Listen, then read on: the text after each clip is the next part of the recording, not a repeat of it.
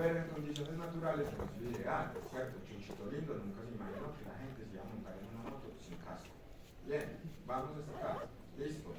Se imaginó que se iban a caer de un acantilado 300 metros para abajo y pues no iba a quedar nada, ¿cierto? Pero la humanidad se inventó la medicina, ¿cierto? Y la ciencia. Entonces Chuchito lindo dijo, yo pensé que se moría y ya. Pero ahora entonces hay que lidiar con un edema, listo, bien. Pero normalmente en la naturaleza esa vaina uno la lidia muriéndose, ¿cierto? Bien, porque ese tejido no tiene acceso al sistema inmune, porque el sistema inmune en la inmunidad innata es supremamente agresivo, ¿listo? Es supremamente agresivo. Fíjense que la definición de médicos de inflamación es edema, rubor y calor. El edema es básicamente por un evento de vasodilatación. Y cuando yo tengo un evento de vasodilatación, entonces ¿qué va a suceder? Las células se van a estallar, ¿cierto? Y estallar una neurona, pues que embarrada, ¿cierto? Entonces el sistema inmune tiene que ser completamente diferente. ¿Listo? Bien, un asunto distinto, entonces por eso ustedes veían otras células. Y el asunto con los nutrientes también es diferente. Entonces, ¿de dónde voy a sacar?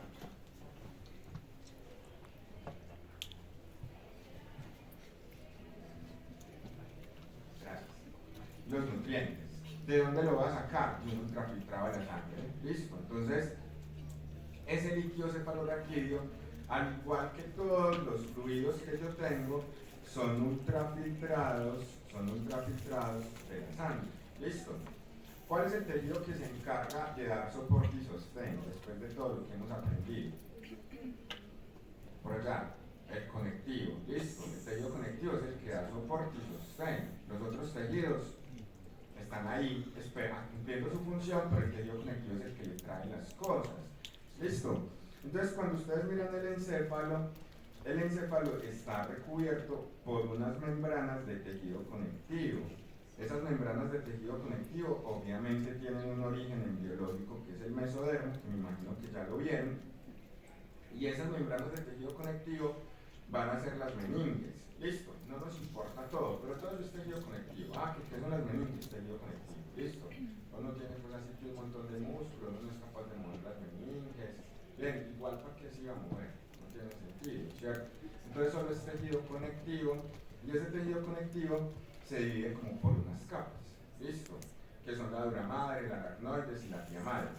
Acá entonces pasa algo súper interesante, que es lo que me importa, y es que la capa más interna, ¿cierto? La capa más interna va a sufrir unas invaginaciones, entonces se va a ir hacia adentro, hacia donde está el sistema nervioso, es decir, vamos hacia donde está el encéfalo. Entonces yo acá tengo el sistema nervioso central, y el sistema nervioso central está envuelto en tejido conectivo. ¿Listo?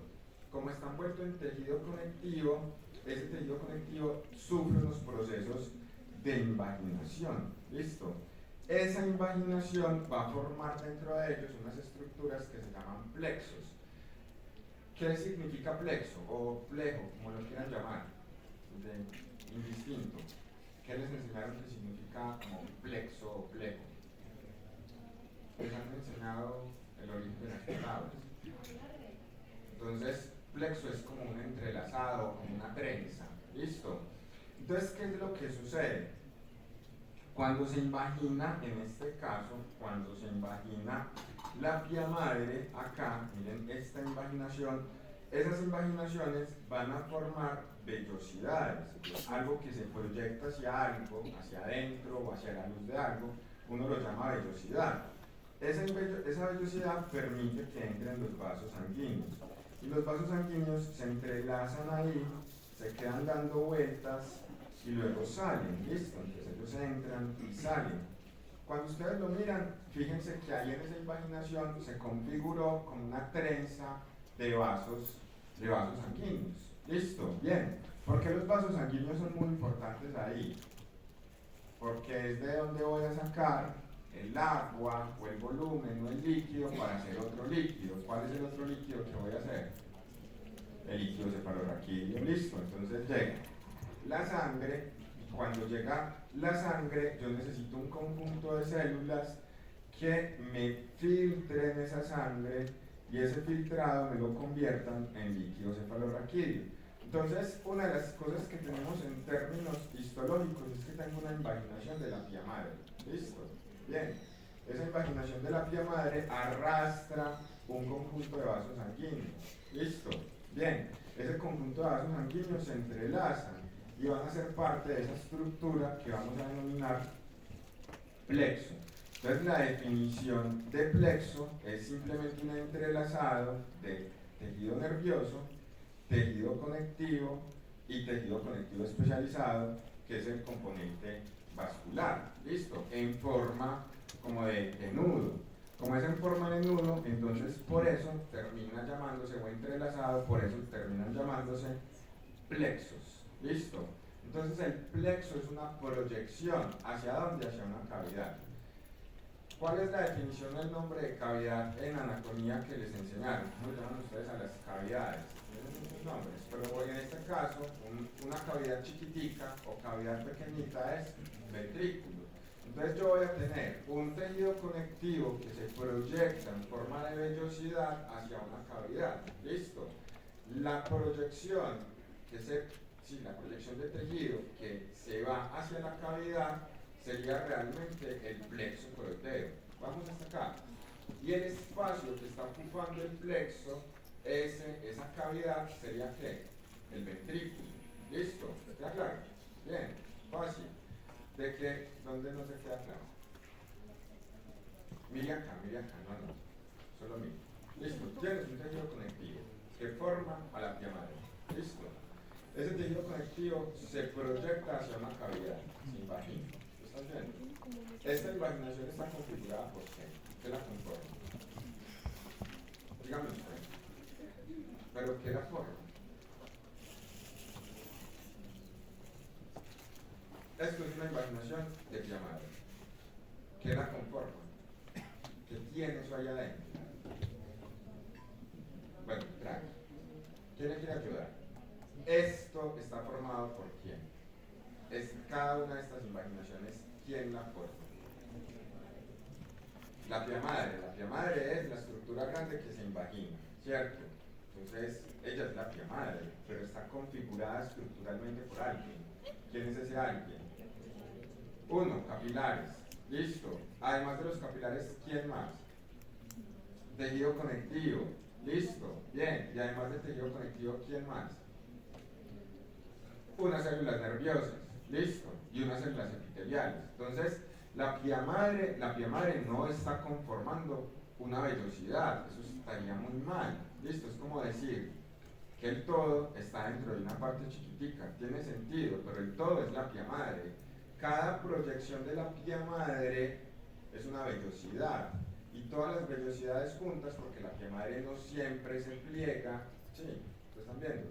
No siempre se pliegan vellosidades, pero donde la pía madre se pliegan vellosidades, lo voy a llamar plexo. El plexo está formado por algo. ¿Quién forma un plexo?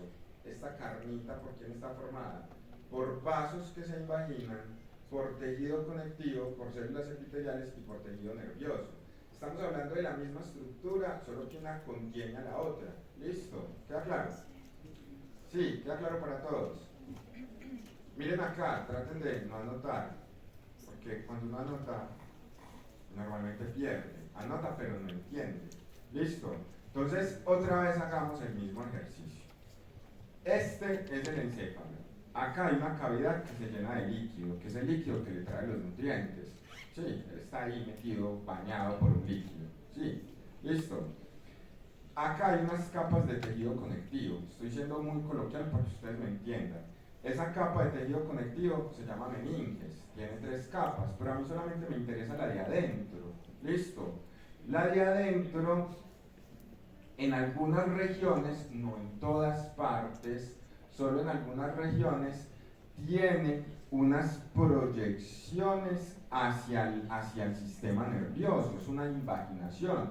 Esa invaginación ustedes la van a denominar vellosidad. Listo, vellosidad. ¿Sí ven? Sale como un pelito. ¿Sí les queda claro? Pero toda la pía madre está llena de vellosidades. No, solamente en ciertos lugares. ¿Hacia dónde se proyectan esas vellosidades? Hacia un espacio, ¿listo? ¿Cómo se llama el espacio? Ventrículo, ¿listo? Entonces el ventrículo no es como tal una carnosidad, es el espacio y lo que está dentro de ese espacio, ¿listo? La pía madre sí tiene unos pelitos que salen de ella que son vellosidades. Cada vellosidad está formada por ¿qué? Cada dedito de estos.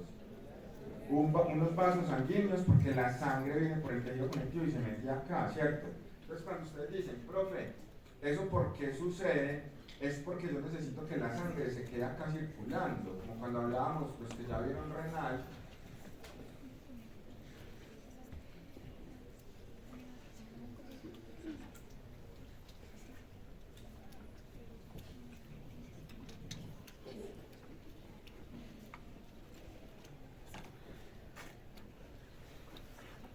Le falta mucho. Sí, gracias. Muchísimas gracias. Bueno, no pasa nada, yo los veo. Esos videos les va a tocar editarlos, muchachos. Qué vaina que tengan que editar esos videos, porque los cortan mucho. Pero bueno, entonces volvamos acá. Entonces esta vellosidad entra al vaso sanguíneo. ¿Por qué entra al vaso sanguíneo? Porque las células que están alrededor van a decir, te voy a quitar líquido para pasarlo ¿a dónde? A la cavidad que se llama ventrículo. Cuando ese líquido se procesa, obviamente, yo no necesito todo lo que tiene el líquido, ¿cierto? Yo no necesito que ese líquido tenga hemoglobina, ¿listo? O un eritrocito entero, yo no necesito eso, yo necesito que ese líquido tenga glucosa, yo necesito que ese líquido tenga iones, ¿cierto? Pero no necesito que tenga todo, no necesito que tenga proteínas de la coagulación, ¿para qué? ¿Cierto? Entonces lo ultrafiltro. ¿Quién lo va a ultrafiltrar? Unas células epiteliales. ¿Y a dónde lo va a pasar? A la cavidad que es el ventrículo, ¿listo? Entonces esa parte es muy importante que la tengan clara para que sepamos qué es lo que sucede. ¿Por qué? Porque todo el sistema nervioso va a tener como un canal grande por donde viaja el líquido cefalorraquídeo. Pero el líquido cefalorraquídeo no se produce a lo largo de todo ese canal, ¿o sí? No, solo se produce en unos lugares muy específicos. Es decir, que los plexos no están a lo largo de todo el conducto. Solamente van a estar en unos lugares muy estratégicos, que son los ventrículos laterales, eso lo aprenden en anatomía. El tercer y el cuarto ventrículo, ¿cierto? Que creo que es lo que les enseñaron. En esos lugares, esa pía madre saca las velocidades, es decir, saca los plexos. De resto, si ustedes se pudieran meter dentro de esa cavidad e irse en un barquito nadando por el líquido cefalorraquídeo, toda esa pared tendría simplemente un epitelio que es completamente continuo, porque lo único que me interesa es llevar el líquido por esa cavidad. ¿Vamos hasta acá? Sí. Entonces, eso es bien importante. Entonces, ¿dónde se produce? En unos pliegues, ¿listo? En esos pliegues de la pía madre. ¿En qué parte o en qué estructuras anatómicas? Las acabamos de mencionar. Laterales, ¿qué más? Tercero y cuarto. ¿Listo? Bien, esto es importante porque es como pregunta de examen. Entonces miren más o menos cómo se ve esta estructura. ¿Quién lo configura? Un tejido conectivo. Si ustedes miran esta figura hacia el lado izquierdo, esto que están viendo acá es tejido conectivo laxo. Es decir, la inmunidad sucede hasta ahí. Listo, la inmunidad, pues, el sistema inmune como lo conocemos puede suceder hasta acá. Fíjense que se forman unos pliegues, como unos deditos. Listo. Bien, esos pliegues, que son esas vellosidades, es lo que vamos a llamar plexos como tal. Listo. El plexo son los pliegues de la pía madre. Ese señor plexo, esa invaginación de esos vasos sanguíneos con tejido conectivo, obviamente yo lo tengo que tapizar con un epitelio. ¿Listo? Ese epitelio que reviste los plexos se va a llamar revestimiento ependimario o epéndimo. No hace falta como ponerle todo ese nombre tan largo. El epéndimo es un epitelio y el plexo es un derivado de tejido conectivo, de vasos y tejido conectivo. ¿Listo? Bien. Cuando yo junto el plexo con el revestimiento voy a tener una estructura que se llama tela coroidea, que es lo normal que les enseñan a ustedes los profesores y está bien, me da igual. Listo, les van a decir que todo esto es el plexo. Entonces ustedes están en una clase con un profe y les dicen, ese es el plexo. Bien, pero el plexo es el tejido conectivo con los vasos. Listo. Y el epitelio que reviste el tejido conectivo con los vasos, listo, es el epitelio ependimario. El epitelio ependimario más el tejido conectivo y los vasos se llama tela coroidea. Listo, bien. Y el ventrículo es la cavidad. Listo. Pero como la vida es constantemente una mentira, entonces los profes les dicen, todo eso es el plexo. Bien, entonces lo pueden tratar de manera indistinta. Me da muy igual. Lo que sí me parece importante, por lo menos para el examen, es que entiendan que ese epitelio que reviste el plexo está formado por células cilíndricas. ¿Listo? Entonces, el epitelio ependimario, en términos de lo que nos interesa en histología, es un revestimiento, el epitelio ependimario es un revestimiento de células cilíndricas. Pero cuando ustedes van al libro les pueden decir que pueden ser también de cilíndricas a cúbicas o de cilíndricas a planas. ¿De qué va a depender que vayan de cilíndricas a cúbicas o de cilíndricas a planas? De la luz que están revistiendo. ¿Listo? Entonces, si yo tengo una luz, inventemos, grande, las células que revisten ese conducto que lleva líquido cefalorraquídeo van a ser cilíndricas. Pero a medida que yo me voy acercando por acá, no sé, a la última vértebra, el diámetro de la luz de ese conducto disminuye. Como el diámetro de la luz de ese conducto disminuye, las células deberían de seguir siendo cilíndricas. No, entonces disminuyen de tamaño y van a pasar a ser cúbicas. Listo, e incluso se pueden ir aplanando. Porque eso es importante, muchachos, porque las cavidades ayudan a compensar las presiones dentro de un animalito. ¿Listo? Entonces yo tengo como varias presiones. Puedo tener una presión sistémica. La presión sistémica es la presión de todo mi cuerpito, ¿cierto? Pero también tengo una presión dentro del cráneo. Esa presión dentro del cráneo se llama presión intracraneal. ¿Listo? ¿Quién ejerce presión dentro del cráneo? Obviamente el sistema nervioso, ¿cierto? Entonces, más o menos el 80% de la presión que está dentro del cráneo sería ¿quién? La masa del sistema nervioso, ¿listo? Y el líquido que tiene pues dentro de esa masa. ¿Qué más ejerce presión dentro del sistema nervioso? La sangre, ¿listo? Bien, ese sería otro porcentaje. ¿Y qué más hace presión dentro del sistema nervioso? El líquido cefalorraquídeo, ¿listo? La presión dentro del cráneo, por definición, debería de ser constante, ¿listo? Debería de siempre, más o menos, ser la misma para mantener un equilibrio homeostático de un escenario que es supremamente frágil, que es el sistema nervioso, ¿listo? Pero la presión intracraneal puede cambiar, ¿listo? Puede cambiar por muchas razones. Entonces hay muchas formas que me ayudan a compensar la presión intracraneal. ¿Listo? Si la presión intracraneal está aumentando, eso significa que algo muy grave está pasando. Si está pasando algo muy grave, supongamos está acumulando líquido, ¿qué le va a pasar a las células del sistema nervioso? Si tengo mucha presión y esa presión es por mucho líquido, ¿cierto? Esas células van a tratar de compensar, bien, lo que está sucediendo dentro de ellas con el medio y van a empezar a liberar soluto, ¿listo? ¿Y qué va a suceder? Van a empezar a liberar, a internalizar líquido. Entonces esas células van a crecer, van a crecer, van a crecer, van a crecer y en un momento no van a aguantar y ¡tin! ¿Listo? Si eso le pasa a uno en un dedo, pues bien, el tejido conectivo se regenera, ¿no? O si eso le pasa a uno en las células epiteliales, ustedes se hacen chupados y se hacen vesículas y se estallan, pero el epitelio se regenera cada 27 días, no pasa nada, listo. Pero si es en sistema nervioso, que yo pierdo no una neurona, sino todo un conjunto de neuronas por un edema, porque nunca compensé la cantidad de volumen que había dentro del cráneo, pues ese asunto va a ser completamente irreversible. Vamos hasta acá. Entonces la presión intracraneal por ese líquido y por la masa que hay ahí adentro tiene que compensarse, ¿cierto?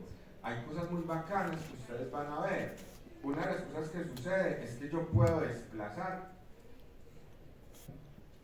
el líquido a través del conducto ependimario, es decir, a través del canal medular. No, si tengo mucho líquido dentro del cráneo, puedo desplazar ese líquido ¿hacia dónde? Hacia la cavidad medular. Listo. Si esa vaina no compensa y no compensa, entonces voy a tener otro sistema que me ayuda a compensar. El sistema vascular no, que eso es bonito. Entonces uno empieza a entender que cuando aumenta la presión intracraneal, ¿qué está sucediendo con la presión sistémica? ¿Está disminuyendo o está aumentando? Está disminuyendo, ¿cierto? Bien, como para tratar de compensar. Y si cae la presión intracraneal, ¿qué tiene que estar sucediendo con la presión sistémica? Está aumentando, pero antes el mecanismo de compensación va a ser entre quiénes, entre la cavidad medular y el canal ependimario, listo, la matriz, bien, y las células que lo configuran. Entonces, acá, importante en términos histológicos, hagamos un stop. Hasta acá, ¿todo súper claro o alguien tiene alguna pregunta? No, reclamos sugerencias peculiares. ¿Todo súper bien? Listo. Entonces, volviendo acá en términos histológicos, ¿qué me interesa? Que ustedes vean que tengo un epitelio, ese epitelio se invagina, cuando ese epitelio se invagina el tejido conectivo, cuando el tejido conectivo se invagina se traen los vasos y se forman unos deditos, listo. Ese conjunto de deditos es el plexo, y acá hay una cavidad. Ojo, el epitelio ependimario no solo reviste el plexo, también puede revestir el tejido nervioso hacia la cavidad. ¿Listo? Por eso, en algún momento, cuando vimos tejidos básicos, yo les decía, ¿cuál es el único epitelio que no está continuado por tejido conectivo? ¿Listo? El único epitelio que no está continuado por tejido conectivo es el epitelio ependimario. ¿Listo? ¿A quién continúa el epitelio ependimario? ¿O quién lo continúa a él? Tejido nervioso. ¿Listo? Entonces él siempre está alrededor de tejido nervioso. Entonces, acá súper claro quién es el plexo, quién es el revestimiento ependimario y quién es la tela coroidea. ¿Listo? Me voy a ir por acá a histológica.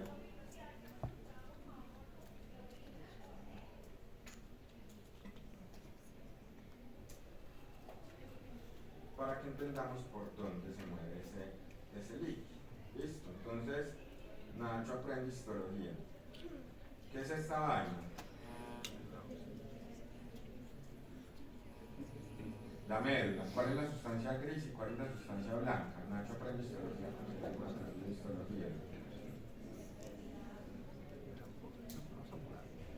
Listo, ya puedes señalar. Eso, muy bien. Entonces la mariposa es la sustancia gris. Listo. Y el resto que ustedes ven alrededor, es la sustancia blanca. Fíjense que lo único que ustedes están viendo ahí son proyecciones axonianas. Listo, que me imagino pues que les explicaron cómo se diferenciaban. Mientras que cuando me vengo por acá, tengo neuronas muy bonitas, incluso se ven neuronas grandísimas que son esas neuronas motoras. Listo. Esta cavidad que ustedes ven acá en el centro es la cavidad que lleva líquido cefalorraquídeo. Listo. Es decir, ese es el canal ependimario. Bien. Cuando yo me acerco al canal ependimario, mucho, y lo miro súper bien, me voy a encontrar con este epitelio que lo reviste. Pregunta, ¿ese epitelio qué epitelio es en esa imagen específicamente? Sí, así se llama, pero ¿cuál es el epitelio? Acordate que los epitelios pueden ser planos, cúbicos, cilíndricos. Listo, porque la estructura... ¿Por qué cúbico? Y carita, no le va a pasar nada, listo. ¿Por qué vos decís que es cúbico? El epitelio ependimario, lo que anotaron ustedes ahí en el cuaderno, ¿qué tipo de epitelio es? Para el examen. Por allá atrás anotaron, lo anotó mal. ¿Qué anotaron? cilíndrico, ¿sí o qué? El epitelio ependimario, por definición en el libro, es cilíndrico, listo, me pasa mucho, y los estudiantes son muy charros, los clientes. Es que usted dijo en clase, yo hago memoria, yo digo, yo nunca dije eso, pero bueno, a ver, cuéntame tu error que tengo que asumir yo. Entonces, pasa mucho, listo. El epitelio ependimario es, por definición en el libro, cilíndrico. Pregunta, ¿qué epitelio están viendo ahí? ¿Cuál está viendo? ¿Vos cómo te llamas? Samuel. Samuel dice que es cúbico. Samuel, ¿usted sabe por qué? O simplemente voy a lanzarme acá a decir cualquier carajada.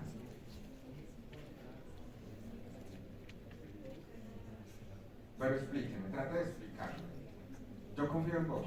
Yo sé que eso sí está dentro de ti.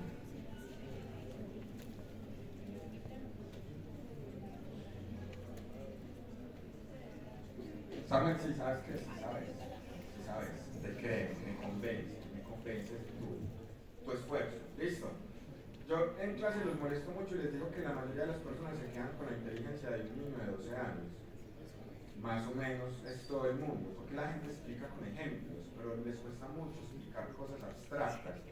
Lo que dice Samuel es cierto, este epitelio ependimario, que es todo este borde que está acá, es un epitelio cúbico, listo, incluso algunas células se están achatando, bien, la definición es la que vos decís, las células cilíndricas son células más altas que anchas, con núcleos ovalados en función basal, ¿cierto?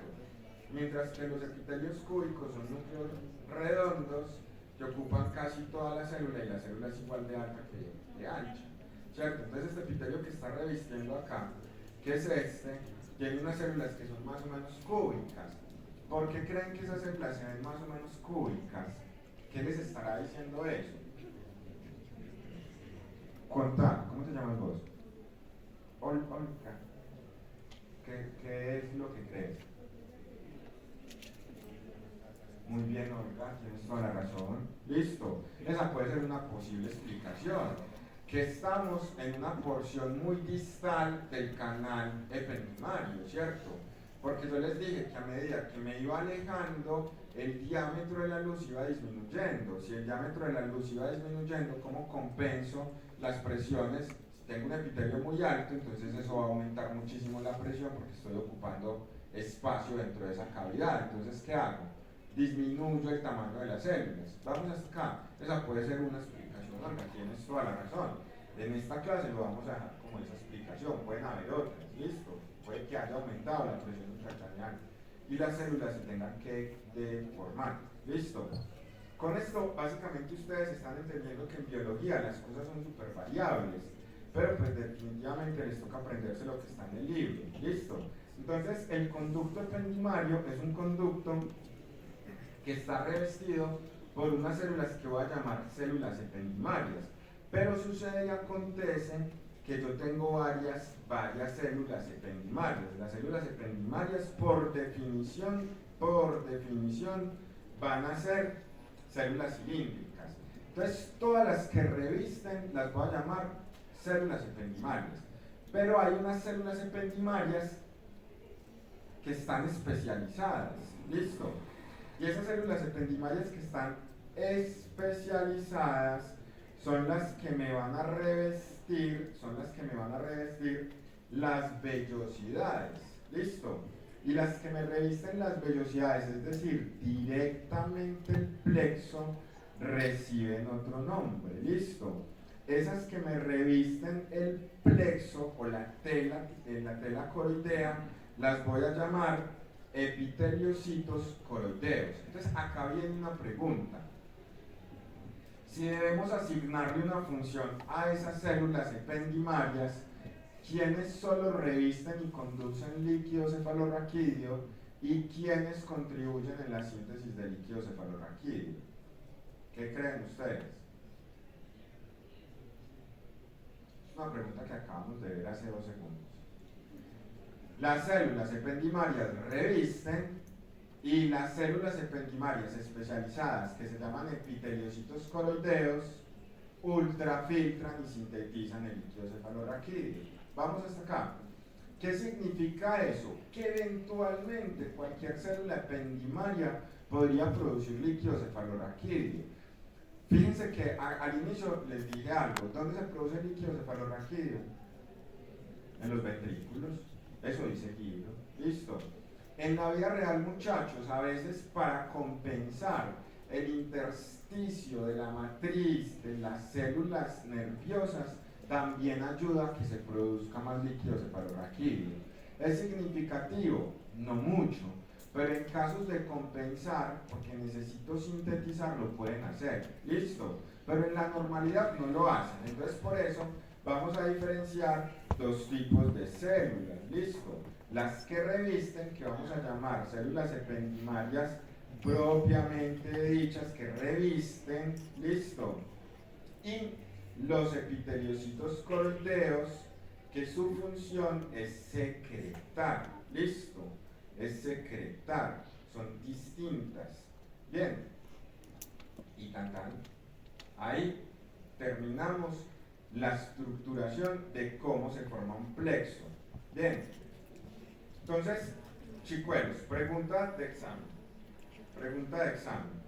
¿Quién me sintetiza el líquido cefalorraquídeo? Epiteliocitos coroideos. Pregunta, ¿los epiteliocitos coroideos son células ependimarias, sí o no? Sí, pero están especializadas. Listo. Yo no sé si se los enseñaron en la embriología del sistema nervioso, pero el origen es el mismo. Listo. El origen de ambas células es el mismo. Bien, esa sería pues como la otra función. Chicuelos, acá dice que las células ependimarias no secretan líquido cefalorraquídeo. Listo, pero en condiciones especiales pueden llegar a hacerlo. Listo, ¿queda claro? Pero para la vida, para lo que ustedes necesitan, vamos a decir que no, porque luego leen el libro y dicen, profe, pero yo leí que hacían un pequeño aporte. Pero necesitamos es que ustedes se queden con un concepto como diferenciado. Listo. Y ya, esa sería la clase que teníamos el día de hoy. Esta es la imaginación del epitelio. Vengan, antes de que se vayan, yo voy a tener varias estructuras en ese plexo. Las quiero volver a repetir. ¿Listo? Esta célula que está acá revistiendo serían ¿quiénes? No miren este nombre. ¿Quién es este epitelio que se ve de cilíndrico a cúbico? Las células ependimarias, o sea que se acabaron de dar una respuesta, ¿cierto? Los tanicitos son células ependimarias. Bien, ¿qué tipo de células ependimarias son los tanicitos? ¿Cuál creen que son? ¿Solo las que revisten o las que sintetizan? Listo. Esto que están viendo acá, ¿quién es? El vaso sanguíneo, listo, o el capilar. Esta es la célula endotelial. Entonces, en la síntesis del líquido cefalorraquídeo, realmente, ¿quién participa o cuáles son las células que participan? Por definición, las células ependimarias especializadas son las que sintetizan el líquido cefalorraquídeo, ¿cierto? Pero el líquido cefalorraquídeo realmente es algo mucho más complejo y es que primero tengo que vasodilatar el endotelio y pasar la sangre, ¿listo? Cuando paso la sangre, o por lo menos el líquido de la sangre, el tanicito queda con disposición del líquido, y ese líquido es el que él transforma para liberar a la cavidad, que es el ventrículo. ¿Qué sucede con el resto de sustancias que no se convirtieron en líquido cefalorraquídeo? Se reabsorben y vuelven al torrente sanguíneo. ¿Listo? Bien, ¿queda claro? Listo. Ahí ustedes ya pueden ver muchas cosas asociadas al líquido cefalorraquídeo que no le competen a esta clase. Pero, por ejemplo, en procesos inflamatorios, si ustedes tienen infecciones y el líquido cefalorraquídeo se llena de glucosa, una de las sospechas que ustedes van a tener es infecciones virales. Pero si disminuye la glucosa, una de las sospechas que ustedes van a tener es infecciones bacterianas. ¿Listo?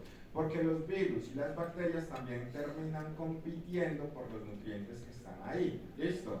¿Los virus necesitan glucosa para funcionar? No. ¿Listo? Las células que ellos infectan, sí. ¿Listo? Bien. ¿Las bacterias necesitan glucosa para funcionar? ¿sí? Listo. Entonces el líquido cefalorraquídeo termina siendo, luego, en básicas, no en básicas, solo entienden lo básico, una forma indirecta de entender qué está sucediendo con un sistema. Pero punto y aparte, ¿quedó claro cómo se configura la estructura de un plexo coroideo en términos histológicos? Bueno, son libres, se pueden ir para sus casas